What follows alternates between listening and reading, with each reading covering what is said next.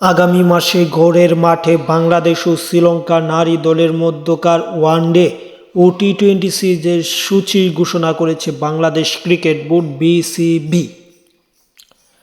সাদা বলের সিরিজ খেলতে 17 এপ্রিল বাংলাদেশে পৌঁছাবে শ্রীলঙ্কা নারী ক্রিকেট দল। আসন্ন সফরে 3 ম্যাচের ওয়ানডে এবং টি-20 সিরিজ খেলবে বাংলাদেশ ও শ্রীলঙ্কা নারী ক্রিকেট দল। সিরিজের ওয়ানডে ম্যাচগুলো মূলত রাজশাহী বিভাগীয় স্টেডিয়ামে অনুষ্ঠিত হবে।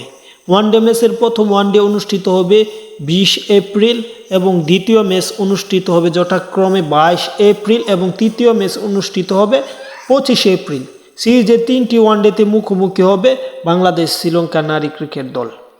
ওয়ানডে সিরিজ খেলার পর মূলত দুই দল টি-20 সিরিজ খেলবে এবং সেই টি-20 সিরিজের জন্য রাজশাহী বিভাগীয় স্টেডিয়াম থেকে সিলেট আন্তর্জাতিক ক্রিকেট স্টেডিয়ামে যাবে দুই দল। সেখানে কিছু গ্যাপ আছে। তারপর মূলত 28 এপ্রিল দুই দল সিরিজের প্রথম টি-20 ম্যাচ খেলবে এবং তার একদিন বাদে 30 এপ্রিল দ্বিতীয় টি-20 ম্যাচ এবং শেষ ম্যাচ মূলত মে মাসে খেলবে।